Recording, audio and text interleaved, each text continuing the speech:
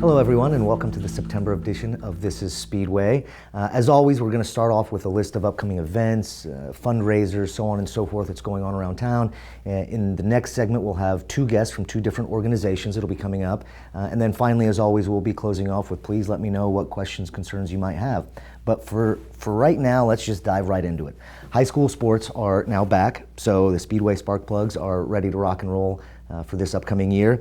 Fans must social distance and wear masks, so please remember that those rules are still into effect. But if you want a schedule of what's happening, just go to GoSparkPlugs.com, so www.GoSparkPlugs.com. Next up, we've got our final summer concert of the Summer Concert Series. It's taking place on September 3rd. It is going to be My Yellow Rickshaw at the Meadowood Park at 7 p.m. So again, September 3rd, Meadowood Park at 7 p.m. Next up, as always though, is the farmers market. We still have the farmers market happening. It's continuing on through the end of September, so this will be the last month of that event, and then it'll kick in again next year. It's at Main Street next to Charlie Brown's, and it's every Thursday from 4 p.m. to 7 p.m. So again, 4 p.m. to 7 p.m. on Thursdays, and this is the final month of the farmers market. The next event we've got coming up is a virtual event, September 15th through 17th online, and it's the Relay for Life. So their new tagline is 2020, the year everything is canceled except cancer. They are, during that week, they're going to be having a virtual event each day that will represent a different aspect of the Relay for Life. So it's not going to be the same thing cycled over and over. Check it out every day because you're going to get new information of what's happening. And you can also look at their Facebook page to get even more detailed information of the event and what they're doing on a day-to-day basis. The next event that I want to discuss is Run 317. Now this is its own organization, and they are doing this in conjunction with the Lions Club, benefiting the Lions Club. Details of the event are at www.run317.com. This event takes place on September 17th, and it's a Run 317 series that celebrates the unique people, the neighborhoods, food, businesses. Again, in this case, they've selected the Lions Club as their beneficiary. They're going to support the Speedway Lions Club with every dollar that comes in. If you have any other questions about that, like I mentioned, please go to www.run317.com. The next event we've got coming up is a Speedway Animal Rescue fundraiser. It's taking place on September 26th, and it's taking place from 10 a.m. to 3 p.m. at the St. Andrew's Lutheran Church. What this event is called is Sales, Suds, and Shopping. So it's a fundraiser with a component of a community yard sale, so you can go purchase some items, and again, all proceeds are going to go to Speedway Animal Rescue. And it's also a dog wash, hence the Suds. Now this is different from their car and dog wash. This is a new one, but they're an animal rescue organization, so if you have a pet that needs to get washed, cleaned up, take them out there, donate to a great cause and a great organization. Also, we've got a couple of just local business events coming up from various different businesses here in Speedway. Trivia at O'Reilly's on Tuesdays from 8 p.m. to 10 p.m. Daredevil Lagerfest is on September 11th from 5:30 p.m. to 11 p.m.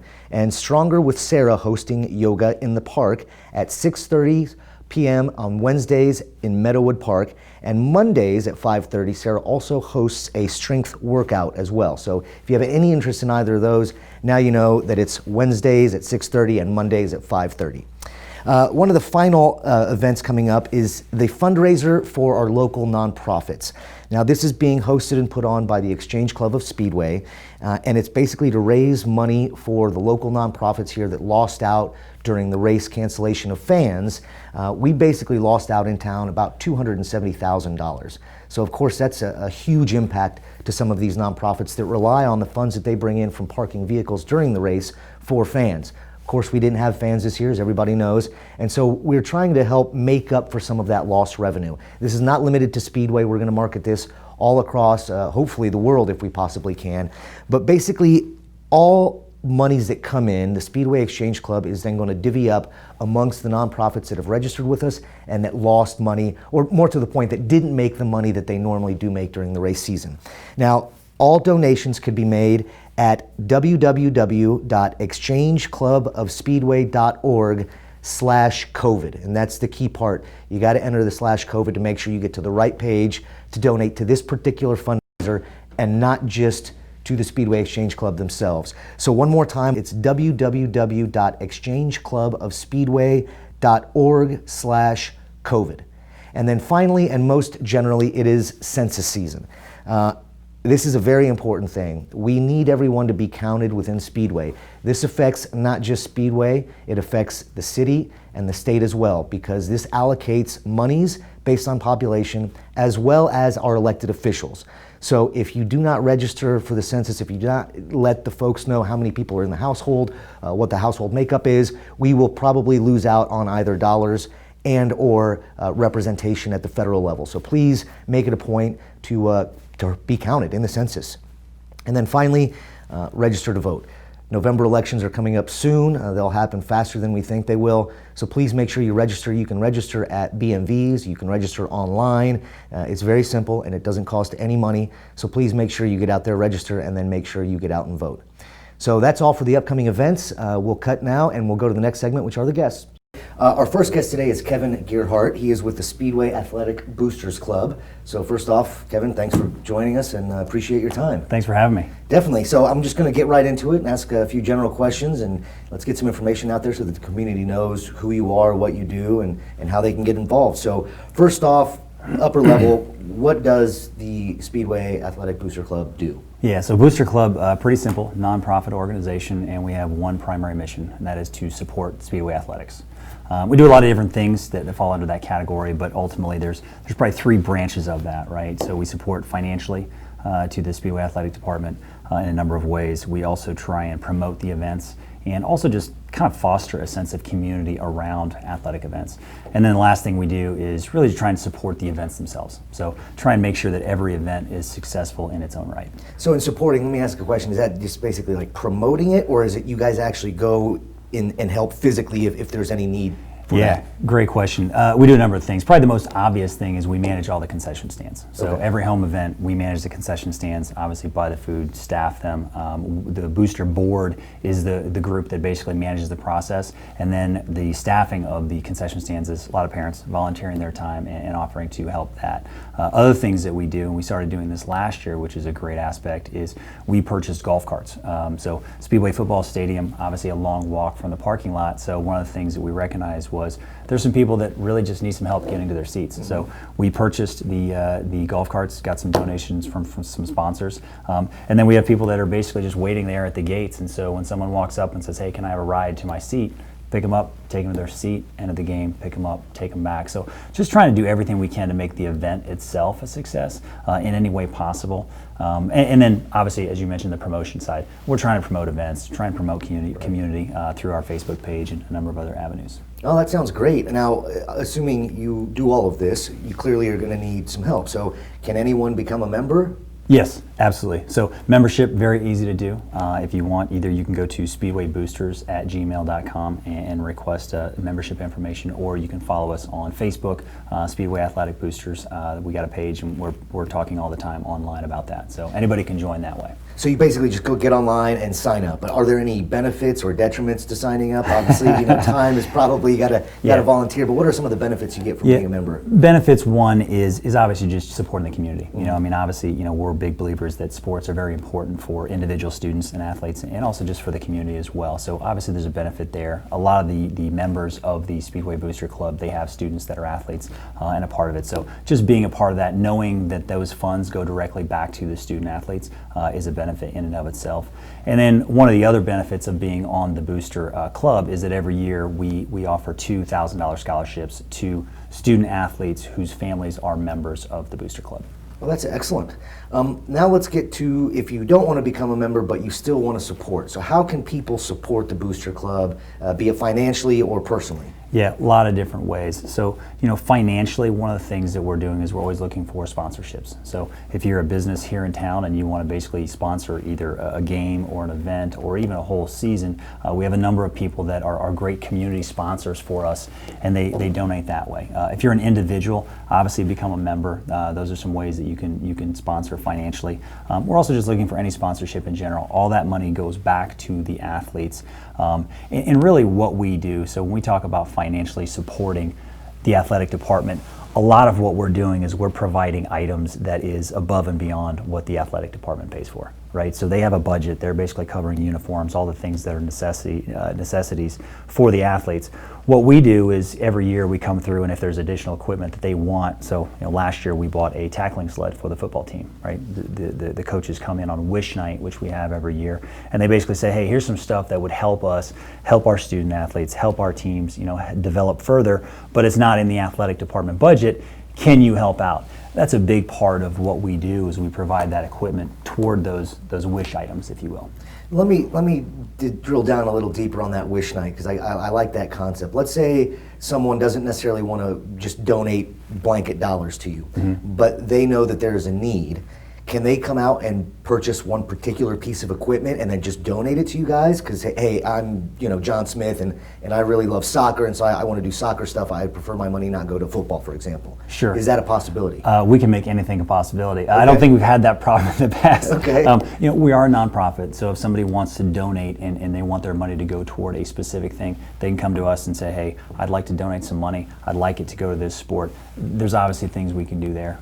We had a company in the past that's come and said, hey, I want to donate, but I want it to go toward the golf carts, right? Anything that somebody can come in and donate and specifically toward a sport, we can do. When you sign up for your booster membership, you can say where you want your money to go to. So, again, people can go towards specific sports. If somebody wants to write a check, we will gladly take it, and we will put it towards equipment that these students need or can use. So it sounds like they can drill down to very specific or just very general. That's right. Excellent. Now, one thing you mentioned, and just so that the viewers kind of got this, nonprofit means that any donation is tax deductible. Absolutely. For them. Okay, I just want to make that clear. Yeah, big point. Thank you for clarifying that. Well, I appreciate your time. I kind of want to wrap it up with just a very general, how else would you like people to get involved? Yeah, I think a number of ways. I think the short answer is just participate, right? If you can participate financially, participate financially. If you want to join the Booster Club, it's $20.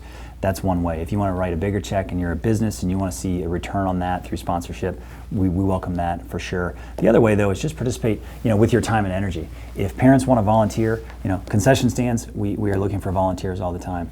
If people want to just, volunteer their time and energy and go support the teams, go do that. The more we have people coming out to the events, the more camaraderie we're going to build within the community, the better our events are going to be, and just it builds everything up in a great fashion. Yeah, and volunteerism is great, and just so folks understand, there's not like a time requirement to volunteer, right? They can come in for 30 minutes, they can come in for 3 hours, whatever they have time to do, they can do. Absolutely, participate. That's all we ask. Excellent. Well, I appreciate your time. Any final messages, contact information you want the folks to know about? Online, Speedway Athletic Booster Club on Facebook, and Speedway Boosters at gmail.com. Best ways to communicate with us. They can reach any of us, and then there's a number of people in the community that I think a lot of people know, some of the board members, so reach out. Great. Kevin, I appreciate your time. Thank you very much, and enjoy the rest of your day. Excellent. Thanks for having me. The next guest we have is Vince Noblet from the Speedway Lions Club. Now, just a quick note, this is also Vince Noblet, the town councilor. So he's wearing two hats, but today we are specifically going to be talking about the Lions Club. So Vince, thanks for taking time and joining us. How are you doing today? I'm doing great. Excellent. Doing good. Well, let's dive right into it. Just high-level, general question, what is the Speedway Lions Club? It's as simple as, the Lions Club motto is internationally. We're an international organization. We have a local here in the town of Speedway, and the Speedway Lions Club is here to serve, and we serve locally, and we also have interests internationally. From that, our whole purpose is to bring that service level to the community. Okay, now going on that, how exactly do you bring that service level to the community? How do you support the community locally here? Directly through donations. We as a member of the Lions Club, we have several fundraisers a year, and then we, as members, will be working in an active involvement in those fundraisers to raise money so that we can have an impact with the schools. We'll do donations to the robotic club. Mm-hmm. We'll do donations to teachers if they have special projects that come outside of their boundaries or their budget. So the Lions Club makes donations for those projects. We do other service organizations. We help them out in terms of lending them a hand. But most of it are special projects within the community. That's great. Now, how long have you been a member? It's going on 12 years. So clearly you enjoy it, or else you wouldn't stick around. Yeah, absolutely. Now, going on that, what's it like being a member? I think you become more of a hands-on, and I love being a hands-on person. When you get involved in the community, you can see the effect that you're having. I think when we put on events like the Halloween party, it's always great to see the kids' faces and the parents, and especially when they have your judging contest and the parents are screaming as loud as the kids, and they go into a lot of effort in that, and that's a tradition. I think the Lions Club is one of those town traditions that's been around and has a history of being involved in successful events. The Easter egg hunt we put on for years. We do the pancake breakfast as a fundraiser. It's kind of nice in the wintertime, nobody gets out. Hey, why don't you come on over to the high school and have some pancakes with the Lions member. All that money goes directly and donated for projects, for activities within the Lions Club. Great. Let's drill down on membership. Who can be a member? Anybody can be a member. Is there an age requirement for that? Right now there's not. I mean, there's basically, there is within the Lions, anybody younger than 16 basically is in a separate club, focused on their needs, whereas in an older than that, you're a full-fledged member into it. Everybody thinks that, okay, it's a retirement club. You got to be retired first before you can get in there. No, it's absolutely the opposite. We are recruiting young people, people that have families, and get them involved in service to their community. This is a way that, hey, they can go out and meet a bunch of like-minded individuals that want to serve their community. That sounds great. Now, how do you become a member, I suppose? You have an interest, you want to do it, how do you sign up? What's that process like? I'd say the first thing is that you come to one of our meetings. We have 2 meetings a month, and it is the second and fourth Wednesday at 6:20. We're currently having our meetings at 1911. We haven't had a meeting since April, and due to COVID, and we are very careful about just protecting.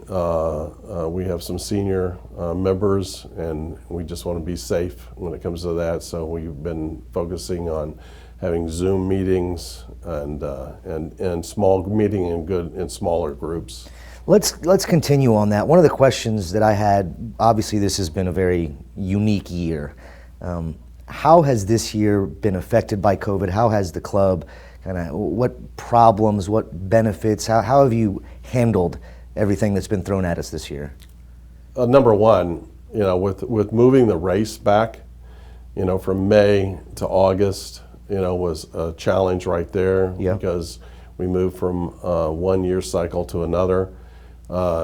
Parking, through the grace of IMS donating 20 acres for us to park on, it has a big impact on what the Lions Clubs do, as far as revenue streams, and our ability to make a good impact on our community. So I think COVID this year, with all that, we haven't been able to meet regularly, and it's you really miss that friendship and camaraderie that you have throughout the years, and you miss seeing people and what they've been up to and things that go on, and then also the ability to work with them as a team. It takes 100% of our membership to put on a parking exercise for 4 days, 24/7 at the IMS lot, and it builds that unity, I think, within the club, that everybody's working on a single goal. Working together. Plus, you're meeting with the public, with all the people that are coming from all over the country to camp here, and you become part of that atmosphere and part of that. I'd say we're representatives of the town of Speedway. And when we're meeting those people out there, but from that aspect, I think it's been very good for the Lions Club. Good. Now I want to take a step back. You had mentioned a few events briefly that you guys put on. Do you have any events coming up? We have a fundraiser event, and it's at Run 317, and that's September 17th, and we need volunteers for that. And you don't have to be a Lions member to be a volunteer in that group, but we need people that are going to have the ability to interact with runners, and it's great that so far we are planning on having this event as a fundraiser. Can you briefly describe what the event is and how volunteers will be used for that event? Well, basically, it's a run around Speedway. Yep. You know, and of course down Main Street and through that. I think the volunteers will be used to hand out packets and get them indoctrinated on what's going on, and make sure that everybody's checked in. And then we're looking at also checking, make sure that crosswalks and everything, that safety along the way from the route and along Crawfordsville Road, make sure that cars, and we'll be working in conjunction with our local police department to make sure that everybody's safe. Great. Now you mentioned volunteers already in this particular event. How else can the community support the Lions Club even if they do not become members? I mean, always financially. You know, again, Absolutely. 100% of what is donated to the Lions Club is used for the town or international, such as cancer control, Camp Wood Smoke. We have so many different programs that we get involved with for the town, but your money would be going directly to those events. Great. Now, real quick, and then just to kind of wrap up, what other information would you like the community to know about the club? I think that, like I said, that our club is open to the public, and if you want to get involved with serving the public, there's no better place than the Speedway Lions Club. I think you build a lot of friendships, and community aspects are great within the club. Great. Well, Vince, thank you for your time. I appreciate it. Enjoy the rest of your day. All right, you too, Carlos. All right, this next guest is a direct result of a question that was asked multiple times by multiple residents. As you know, I always ask at the end of the segment, if you have any questions for me, please submit them to Kelly Turner or a general email address to myself, and we will get them answered. And we had multiple people asking about the streets and sidewalks. So instead of answering this directly myself, I wanted to bring our clerk-treasurer on because he has a little bit more in-depth knowledge of this situation. And so because of that, I figured it would be best to hear from the horse's mouth, so to speak. So Jacob, thank you for joining us today. I really appreciate the time. Absolutely. Let's just dive right into it. Sure. Streets and sidewalk repairs. First question is really simple. What funding do we have this year, and what projects will that impact? So we've been utilizing funds, the Community Crossings Matching Grant funds, towards the projects that we're doing this summer. And we have a separate video segment, so it might be helpful to kind of reference that versus kind of trying to line up, you know, this road from this street to this street, and kind of going through the whole list. We're kind of working our way through just our list of projects that we have rated based on the condition of the roads and the sidewalks. So we've been very fortunate to continue to get the Community Crossings Matching Grant funds. I always like to mention that is a competitive grant. We've received it for, I think it's like past 5 years in a row, and we've kind of become accustomed to always getting that money. And it's a huge benefit to us because it literally doubles the amount of money that we can put into our roads and sidewalk infrastructure. And it's, like I said, a competitive process. There's a lot of communities that don't get it. It's a direct result of our work in terms of making sure that we're putting dollars into proper projects with our rating system, as well as making sure that we manage and maintain those funds appropriately, and we follow up on the requirements of the grant and all the reporting that goes into it. So the reason I get into that is because we used to not be able to use sidewalks. We used to not be able to use those funds for sidewalks. It used to only be able to go into streets. And so it was a challenge because we could either double our dollars and put them into roads, or we could just spend the money on sidewalks and not get any additional funding through the grant and kind of lose the opportunity to double our money in the roads and streets. And So we got, I mean, it became a little bit challenging. That was kind of a tough call, and we kind of worked our way through some of the harder sidewalk areas, but we've been able to kind of catch up and make sure that when we're doing projects that we're able to include the sidewalks in those areas, which for all the projects we're doing this year, we are redoing or making significant repairs to all the sidewalks in those areas. The one exception is an area that doesn't have a sidewalk next to it, so there's no sidewalk to repair there. That makes sense. I want to jump in real quick. You and I know what these grants are all about, but the community might not. Can you just briefly describe what this grant is, the process by which we apply, and then as a follow-up question, if it even applies, how can the community members help with this grant, if at all, like I mentioned? So I'm not sure that there's much that a community member could do. I think what we ask from the community is just be patient with us when we're in the area doing those projects, and kind of understand that, I mean, because you're tearing up the sidewalks, you're tearing up the drives and approaches to people's driveways, and then obviously causing disruption by milling and repaving the street. Absolutely. So what we really need are just people's patience to kind of understand that we've got to do the work, and it's going to be inconvenient for the time that we're there. But it's going to be nice after we're through. As far as getting the funds and going through the community crossings process, the grant is administered through the Indiana Department of Transportation, and it's I don't want to say overly cumbersome, but they do require a lot of documentation to make sure that we're putting the money towards projects that are appropriate and make sense, that we have a robust rating system, that you're not just kind of putting money where people complain the loudest, even though maybe their street's nicer than other parts of town. Like they want to make sure that we have a very objective process and procedure for how we're rating our streets and where we're putting those dollars. And then, like I mentioned earlier, are we doing a good job of following up and giving them the documentation that they want? Are we completing our projects? Are we doing it on time and on budget? Those things are all critical to making sure that when we go back to the state to apply for those grants the following year, that we're able to get those and continue to get those funds. Jacob, I wanted to ask one follow-up question. You'd mentioned this is a state grant, state funds. Are there any other sources of funding that we go after, be it local, federal? If you could just touch on that, because I don't know if folks understand that there are more than there's more than one pool of money, so to speak. So do we go after other sources of funding? Yeah, so we talk a lot about community crossings funds because it is an annual program that the state puts forward, and it's really allowed us to do a lot of the work that is in the neighborhoods that impacts people, residents in a significant way. Other funds we go after, we're part of the Indianapolis Metropolitan Planning Organization, or sometimes just called the NPO. That's the process of allocating federal dollars to projects.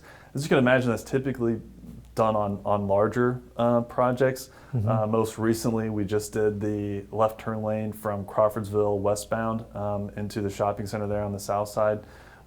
So it's projects that are more restricted on larger roads and streets that we have, not so much in the neighborhoods. But so there are always other funds that we go after, and we explore everything we can. Sometimes there's safety dollars that we're able to go for. So we do pursue kind of everything that we can. That makes perfect sense. Now, you mentioned something real quick about making sure that we're doing the right roads and the right streets and the right sidewalks. I'm sure the community has a question. How do we select which locations are going to get work done in any given year? Yeah, so we have a program, it's called a PACER program. That's just something that we administer based on state guidelines as far as rating roads and streets. And then we have a third party that also helps us to objectively say, here's the rating for this road, here's the rating for this area, here's the rating for these sidewalks, to make sure that we are objectively putting dollars where it's most needed in our community. So you're not just picking and choosing, I want this road because I live near it, or I want that sidewalk because I walk down there. No, absolutely not. And again, that's kind of how we're able to continue to get those funds, because there's some communities that don't quite have as robust of a process as we do, and are not as objective or transparent with the state with what they're doing and how they're doing that, and then they lose out on these funds. Okay. Now, aside from contacting me to complain about the status of their road or sidewalk, how can the citizens make suggestions, recommendations, or quite simply just register a complaint that this sidewalk is crumbling, we need it fixed? How can they get that information to all of us? They can contact you. They can contact the street department. I mean, they can contact my office, the Clerk-Treasurer's office, and we'll, get the information in the right hands. Sidewalk work can be kind of tough, but what does happen frequently, especially in the winter and spring, are potholes that creep up. Yep. We pride ourselves, and our street department prides themselves on maintaining our streets as well as any place else, and better. I would even say better, absolutely. I don't want to brag too much, but maybe I need to brag on our street department because I hear the compliments all the time, and I heard them when I was a town manager. I notice a difference when I'm driving outside of Speedway versus when I'm in Speedway. So people can report potholes, and the next time we're doing a round of the town, we'll make sure that we go and we hit that place. Yeah, no, and I came from prior job, City of Indianapolis, so I definitely understand the process is much more efficient here in terms of reporting a pothole. I want to highlight that because folks need to know that you really do have a great street department here. Just final question, is there any other information that you would like the citizens to know about this mechanism of fixing the streets and sidewalks? Just want people to understand that it is very objective, and that we are putting dollars where they're most needed in a robust process that's not just something that we made up on the fly. It's by state guidelines, it's by third-party review, and we do the best we can. I like to ride my bike around a lot of the streets and kind of always take back roads, just trying to look at every part of the community that I can. You see places where we want to do some work, but dollars are somewhat limited, and we do the best that we can. Great. Well, Jacob, thank you for your time. I appreciate it. And then I'll let you get on with the rest of your day. All right. Thanks, Carlos. All right. Well, we just heard from 3 great guests representing 2 different organizations, as well as our clerk-treasurer discussing our street and sidewalk repairs. So I want to thank them for coming on the show. As always, if the folks that are watching, if you have any questions, comments, concerns, please let me know. If I answer the question directly, it's because I know, but in the case of Jacob coming on, our clerk-treasurer, he had more detailed information and knowledge on the questions that were being asked due to that. So please submit your information. If I can't answer it directly, I'll make sure to bring someone on that can answer your questions directly and to the point. Other than that, thank you for watching. I hope you enjoyed all the information that we had to tell you, and look forward to talking to you again next month on the next edition of This is Speedway. Thanks and have a great day.